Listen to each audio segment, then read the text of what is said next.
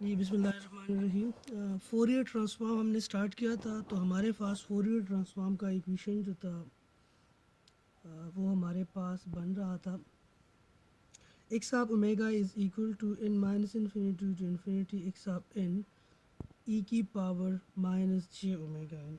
ठीक है, inverse Fourier transform का इक्वेशन जो है x of n 1/2 pi x of omega e की power j omega n d omega. अब हम देखेंगे कन्वर्जेंस ऑफ फोरियर ट्रांसफॉर्म कि आपके पास फोरियर ट्रांसफॉर्म कब एग्जिस्ट करेगा किसी सिग्नल का। यहाँ पे आप देखें, चूँकि फोरियर ट्रांसफॉर्म हमारे पास बराबर है x of omega, x of n e की power minus j omega n के बराबर है। तो आपके पास फोरियर ट्रांसफॉर्म जो है यूनिफॉर्म कन्वर्जेंस गारंटीड तब होगी जब आपके पास ये एक्स ऑफ इन सिग्नल जो है ये एब्सोल्युटली समेबल हो। यानी अगर ये एक सापिन जो सिग्नल है, ठीक है, इसको अगर आप सम नहीं कर सकते, ठीक है, यानी ये जो है इसको आप लेट सपोज ये डिफाइन है n इज़ इक्वल टू 20 तक 30 तक, तो इसको अगर आप सम अप कर सकते हैं तो इसका फोरियर ट्रांसफॉर्म जो है वो फाइंड करना पॉसिबल है। लेकिन अगर इसका समेशन जो है ये इनफाइनाइट है तो फिर इसकी जो कन्वर्जेंस है वो गारंटीड नहीं है। यहाँ पे आप देखें कि एक्स ऑफ ओमेगा, ठीक है, एक्स ऑफ इन ई की power minus j omega N, यानी एक्स ऑफ इन जब आपके पास एब्सोल्युटली समेबल हो तो आपके पास फोरियर सीरीज़ जो है वो क्या होगा, फोरियर ट्रांसफॉर्म जो है वो क्या होगा, कन्वर्ज होगा। ठीक है, the above relation is sufficient condition for the existence of discrete time Fourier transform. लेकिन ये कहते हैं कि but some sequences are not absolutely summable, but they are square summable, that is they have finite energy।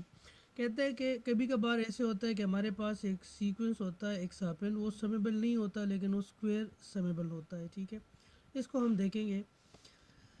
यहाँ पे हमारे पास एक example है, let us consider an example from the class of finite energy signal. Let suppose हमारे पास कोई signal है जिसका Fourier transform ये बन रहा है x of omega minus omega c. ठीक है, ये उसका फोरियर ट्रांसफॉर्म है। अब हमने टाइम डोमेन में ये सिग्नल फाइंड करना है जिसका ये फोरियर ट्रांसफॉर्म है। ठीक है, इसको आप लिख सकते हैं एक्स ऑफ ओमेगा इज़ 1 पार ओमेगा सी, यानी आपके पास ये 1 है माइनस ओमेगा सी से लेकर ओमेगा सी तक। ठीक है, और इसके अलावा आपके पास ये क्या है, ज़ीरो है। तो यहाँ पे देखें एक्स ऑफ एन किसके बराबर है, ये जो इक्वेशन इन्वर्स फोरियर ट्रांसफॉर्म के लिए हमने इक्वेशन निकाला था x of n is equal to 1/2 phi, और आप इसको इंटीग्रेट कर रहे हैं ओवर 1 टाइम पीरियड। ठीक है, so x of n is equal to 1/2 pi x of omega e की power j omega n d omega. ठीक है, तो x of n is equal to 1/2 pi, limit क्या है, माइनस ओमेगा सी से लेकर ओमेगा सी तक है, और माइनस ओमेगा सी से ओमेगा सी तक एक्स ऑफ ओमेगा क्या है, उसका एम्पलीट्यूड 1 है। माइनस ओमेगा सी से लेकर ओमेगा सी तक इस सिग्नल का जो एम्पलीट्यूड है वो 1 है। ठीक है, तो माइनस ओमेगा सी से लेकर ओमेगा सी तक एम्पलीट्यूड 1 हो गया, ई की पावर जे ओमेगा एन अपनी जगह पे आ गया, डी ओमेगा अपनी जगह पे आ गया। ठीक है, so x of n is equal to 1/2 phi e की पावर जे ओमेगा एन को आप इंटीग्रेट करें तो ई की power j omega n divide by j n आ जाएगा। लिमिट माइनस ओमेगा सी है, आप इसको पुट करें ई की power j omega c n minus e की power minus j omega c n. ठीक है, for n not is equal to zero, ये अब देखें इन अगर इसमें आप ज़ीरो पुट करें तो ये इनफाइनाइट बन जाएगा, एक्स ऑफ एन क्या बन जाएगा, इनफाइनाइट। तो ये फिर समेबल तो ना हुआ, ठीक है, बल्कि इसको हम देखेंगे स्क्वायर समेबल। ठीक है, ये समेबल नहीं होगा, अगर इन की जगह आप ज़ीरो पुट करेंगे तो एक्स आप ज़ीरो क्या बन जाएगा, ये इन्फिनिटी बन जाएगा, इसका एम्पलीट्यूड क्या बन जाएगा, इनफाइनाइट। तो इस वजह से हम यहाँ लिख रहे हैं कि for n is not equal to zero. N is equal to zero के लिए यहाँ पे हम सॉल्व करते हैं कि देखें x of n is equal to 1/2 zero x of omega e की power j omega n d omega. अब यहाँ पे इनकी जगह ज़ीरो पुट करें तो ये इंटीग्रेशन क्या बन जाएगा, x of zero 1/2 phi e की पावर, यहाँ पे इनकी जगह आप ज़ीरो पुट करें तो ई की पावर ज़ीरो हो जाएगा, ई की पावर ज़ीरो 1 के बराबर है तो x of omega d omega आ जाएगा। अब देखिए 1/2 पाई अपनी जगह पे आ जाएगा। एक साथ ओमेगा का एम्पलीट्यूड 1 है, तो omega c minus minus omega c 2 omega c हो जाएगा, 2 के साथ कैंसिल हो जाएगा, तो एक साथ 0 आपके पास क्या आ जाएगा, omega c divide by 5। N is equal to 0 के लिए आपके पास एक साथ 0 क्या आ जाएगा, ओमेगा सी डिवाइड बाई 5। लेकिन जब इन 0 के बराबर ना हो तो फिर क्या होगा, फिर होगा x of n is equal to 1/2 pi minus omega c e की power j omega n d omega. लेकिन for n is not equal to zero, n is equal to zero के लिए हमने ये फाइंड कर दिया, that is x of zero is equal to omega c by 5। ठीक है, तो यहाँ पे देखिए अगेन इंटीग्रेशन के बाद अगर आप पुट कर लेते हैं, ज़ीरो पुट कर लेते हैं, इनफाइनाइट बन जाता है, अगेन वही रीजन। ठीक है, अब n is not equal to zero के लिए क्या बन जाएगा, 1/2 पाई जे इन ई की power j omega c n minus e की power minus j omega c n. ठीक है, इसको मैं इस तरह लिख सकता हूँ 1/5 इन ई की power j omega c n minus e की power minus j omega c n divide by 2 j. तो ये जो एक्सप्रेशन है ये किस चीज़ के बराबर है, this is sine omega c n. ठीक है, तो for n is not equal to zero ये क्या बन जाएगा, ओमेगा सी ऊपर भी मल्टीप्लाई करे नीचे भी मल्टीप्लाई करे। ठीक है, for n is not equal to zero ये क्या बन जाएगा, omega c divide by 5 sine omega c n divide by omega c n, ताकि ये सिंक फंक्शन बन जाए। ठीक है, और n is equal to zero के लिए क्या है, ओमेगा सी डिवाइड बाई 5। अब इसके प्लाट को हम देखते हैं, ये यहाँ पे ये इसका प्लाट है। ये आपके पास फ्रिक्वेंसी डोमेन में सिग्नल है एक्स ऑफ ओमेगा, और इसका जो टाइम डोमेन सिग्नल है वो आपके पास ये एक सिंक फंक्शन है। ठीक है, ये अब यहाँ पे ये जो सिग्नल है ये तो समेबल नहीं है, क्योंकि ये आपके पास ये आप देख रहे हैं दिस इज़ नॉट समेबल। ठीक है, तो ये आपके पास यहाँ पे क्या है, स्क्वायर समेबल है, और स्क्वायर समेबल उसका एम्पलीट्यूड क्या है, ओमेगा सी डिवाइड बाई 5। ठीक है,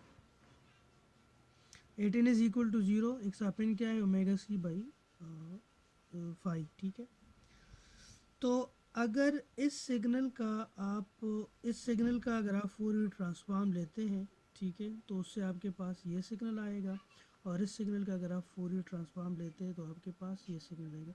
यानी ये सिग्नल अगर टाइम डोमेन में है तो उसका करस्पॉन्डिंग फ्रिक्वेंसी डोमेन रिप्रेजेंटेशन ये होगा, और अगर ये टाइम डोमेन सिग्नल है तो उसका करस्पॉन्डिंग फ्रिक्वेंसी डोमेन रिप्रेजेंटेशन ये होगा। ठीक है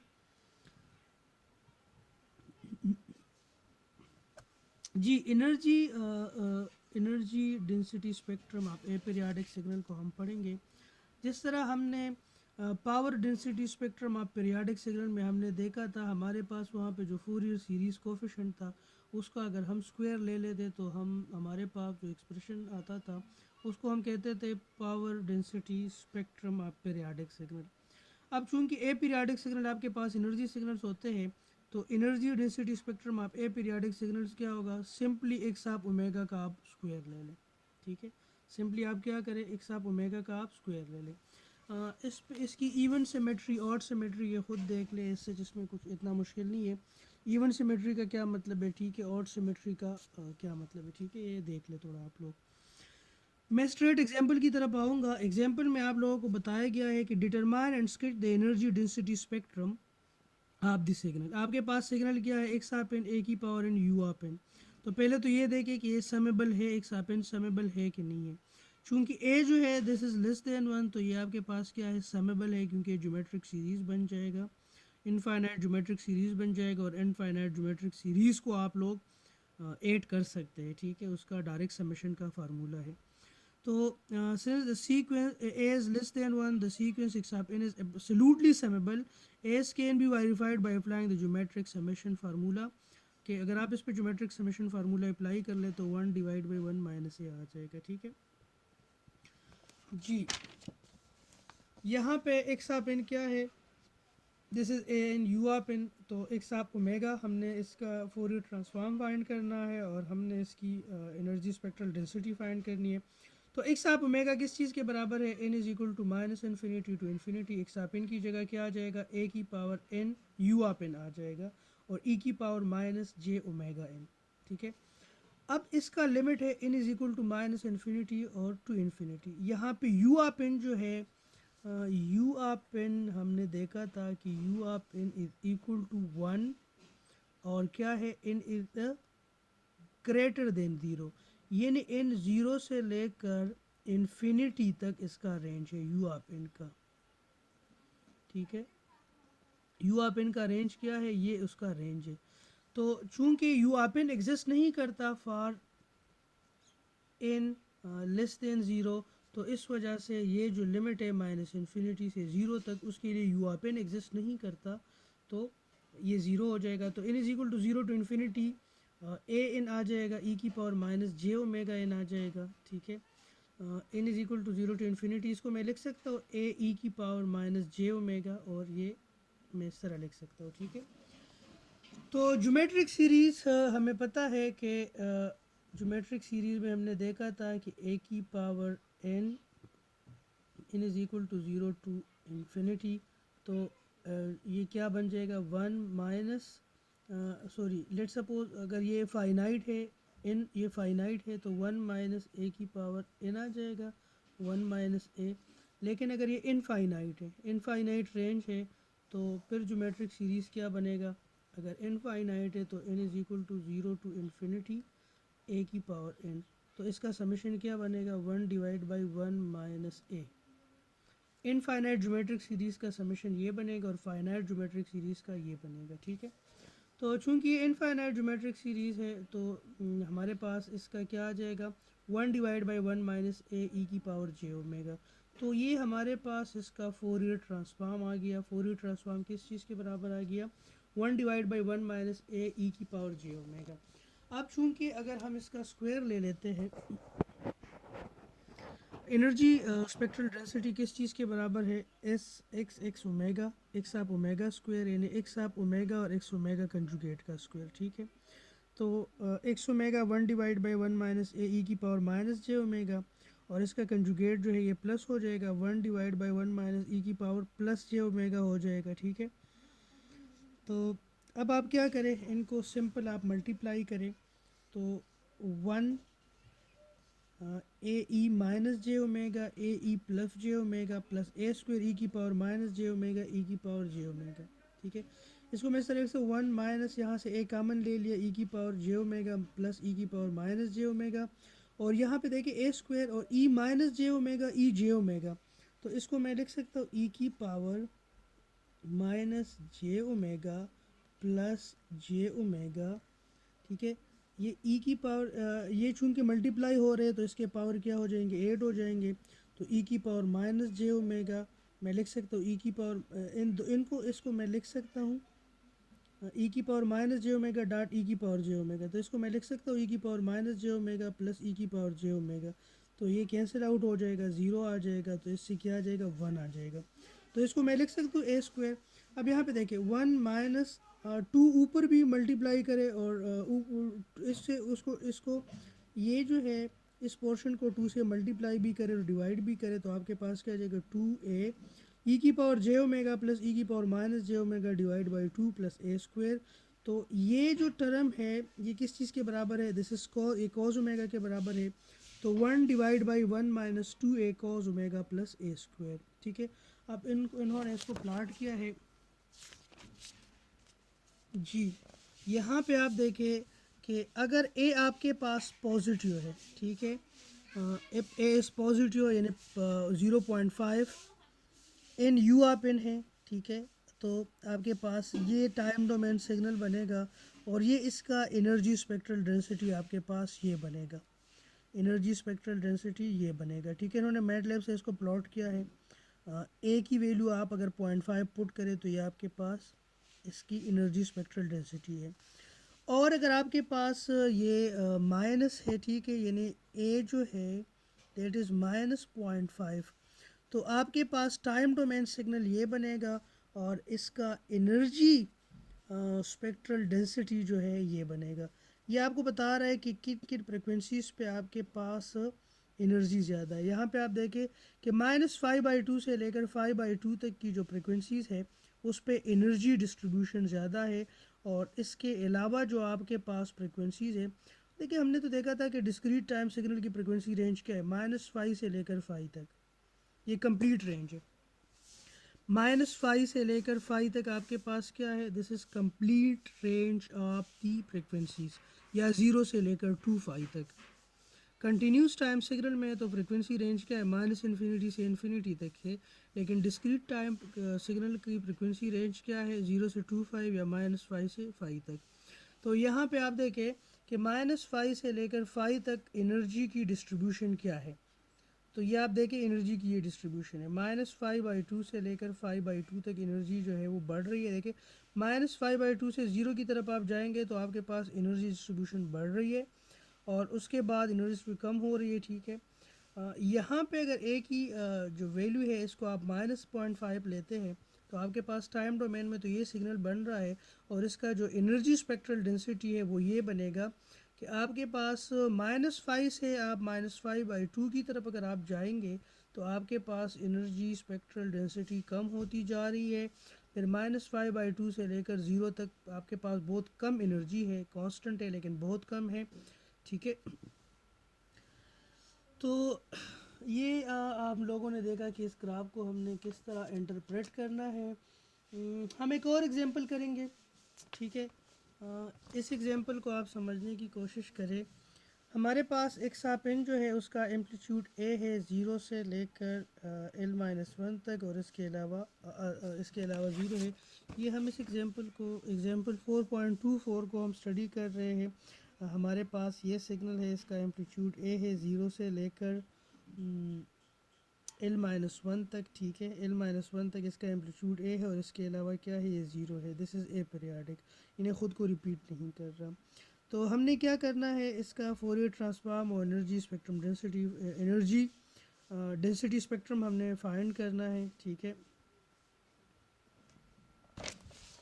सो यहाँ पे आप देखें कि हमारे पास एक्स आप ओमेगा किस चीज़ के बराबर है, इन -इन्फिनिटी टू इन्फिनिटी एक्स आप इन ई की पावर -j ओमेगा इन। तो इन जो है वो 0 से स्टार्ट हो रहा है और L-1 पे ख़त्म हो रहा है, और एक्स आप इन इसका एम्पलीट्यूड ए है। ई की पावर -j ओमेगा इन अपनी जगह पे आ जाएगा। एक्स आप omega is equal to a, इसको मैं लिख सकता हूँ ई की power -j omega whole power n. So this is a finite geometric series, and we know that कि फाइनाइट ज्योमेट्रिक सीरीज़ को के से सम अप करना है, 1 - a की power n divide by 1 - a। तो यहाँ पे आप देखें मैं लिख सकता हूँ a 1 - e -j omega l divide by 1 - e-j omega. मैं इसको लिख सकता हूँ 1 - e-j omega l by 2 dot e-j omega l by 2, क्योंकि इन दोनों को आप ऐड करें तो आपके पास e-j ओमेगा l आ जाएगा। इसी तरह मैं इसको लिख सकता हूँ 1 - j omega 2 plus, sorry this is minus, so j omega 2 divide by dot j omega by 2। अब यहाँ पे देखिए दिस इज़ 1, तो ये मैं इस तरह लिख सकता हूँ j omega l divide by 2 dot j omega l divide 2, यानी इसका पावर प्लस है, इसका पावर माइनस है। जब ये दोनों ऐड होंगे तो की पावर 0 बन जाएगा और इससे वापस 1 आ जाएगा। इसी तरह इस 1 को मैं लिख सकता हूँ j omega 2 omega divide by 2 dot j omega divide by 2, क्योंकि ये दो पावर जब ऐड होंगे तो ई का पावर क्या हो जाएगा, रिजल्टेंट पावर क्या 0 हो जाएगा, ई की पावर 0 1 के बराबर है। तो इन 1 को मैंने इस तरह लिखा, इस 1 को मैंने u लिखा, ठीक है। और ये जो सिग्नल है इसको मैंने स्प्लिट कर दिया। अब यहाँ से मैं कॉमन ले रहा हूँ j ओमेगा l बाई 2 में कॉमन ले रहा हूँ, क्योंकि j ओमेगा l बाई 2 यहाँ पे भी है और यहाँ पे भी है। j ओमेगा बाई 2 यहाँ पे भी है और यहाँ पे भी है। तो ऊपर से मैं j omega l by 2 common ले रहा हूँ, नीचे से मैं j ओमेगा बाई 2 कॉमन ले रहा हूँ, ठीक है जी। सो कॉमन लेने के बाद मेरे पास क्या आ गया, j omega l by 2 divide by j omega by 2, ये मैंने कॉमन ले लिया तो मेरे पास ये सिग्नल बन गया। अब ये जो है ये किसके बराबर है, j omega l by 2 minus j omega l by 2, ये बराबर है साइन ओमेगा l बाई 2 और ये बराबर है साइन ओमेगा बाई 2। अब इसको अगर मैं ऊपर लेके जाता हूँ तो ये पावर प्लस हो जाएगा और फिर मैं इसको लिख सकता हूँ ए ई की power minus J L minus one omega by two sine omega by two L sine omega by two. ये आपके पास क्या आ गया, फोरियर ट्रांसफॉर्म आ गया। अब इसका आप स्क्वायर ले लें तो ये आपके पास क्या बन जाएगा, स्क्वायर लेंगे तो ये आपके पास एनर्जी स्पेक्ट्रल डेंसिटी बन जाएगी। इसका फेज और इसका एम्पलीट्यूड जो है वो क्या होगा, फेज और एम्पलीट्यूड को आप देखें तो इसका एम्पलीट्यूड जो है वो होगा ए एल, ठीक है। और जब आपके पास ओमेगा ज़ीरो ना हो तो आपके पास इसका एम्पलीट्यूड ए बनेगा। फेज़ आपके पास बनेगा पहले का फेज़, रिजल्टेंट फेज़ आपके पास के फेज़ आप ए माइनस, फेज़ आप ए माइनस इसका जो फेज़ है ये क्या है, omega omega by two L minus one और प्लस ये जो आपके पास सिग्नल है इसका फेज़, ठीक है। तो इनको यहाँ इन्होंने प्लाट किया है, ये उसका मैग्नीट्यूड प्लाट है, इसका फेस प्लाट है और इसका आप स्क्वायर ले ले तो ये आपके पास क्या बन जाएगा, ये आपके पास उसका एनर्जी स्पेक्ट्रल डेंसिटी बन जाएगी। जी अभी हम देखेंगे कि आपके पास फोरियर ट्रांसफॉर्म और जी ट्रांसफॉर्म में क्या रिलेशन है। चूँकि हमें पता है कि एक्स आप जी किसके बराबर है, एक्स आप एन जी की पावर माइनस एन और इसका कोई रीजन आप कन्वर्जेंस होगा। हमें पता है कि g is equal to r e की पावर जे ओमेगा, तो हम लिख सकते हैं एक्स आप जी इज इक्वल टू एक्स आप एन आर की पावर माइनस एन। यानी यहाँ पे जी की जगह आप आर ई जे ओमेगा, सॉरी आर ई जे ओमेगा पुट करें तो आपके पास ये इक्वेशन ये बन जाएगा एक्स आप एन आर की पावर माइनस एन ई की power minus j omega N. जब आपके पास आर की वैल्यू वन हो तो एक्स आप जी क्या बन जाएगा, एक्स आप इन ई की power minus j omega N. और ये एक्सप्रेशन किस चीज़ के बराबर है, एक्स आप ओमेगा के बराबर है। यानी एक्स आप जी जो है it will be equal to x आप omega if r is equal to one. इधर देखिए, therefore the Fourier transform can be viewed as z transform of the sequence evaluated on unit circle. If the unit circle is not contained in the ROC of x of z, the Fourier transform x of omega does not exist.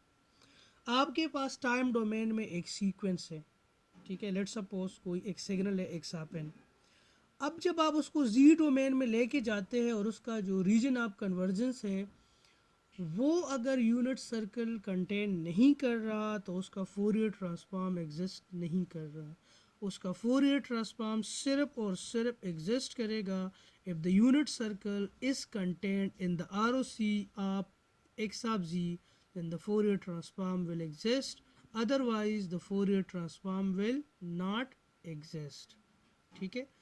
तो ये कुछ numerical problems हमने किए, ठीक है। मज़ीद हम देखेंगे, टाइम मिला तो एक्सरसाइज में भी कुछ प्रॉब्लम्स कर लेंगे। कुछ आप लोगों को एज असाइनमेंट आप लोगों को मिल जाएगा। ठीक है, अभी आज के लिए इतना ही काफ़ी है।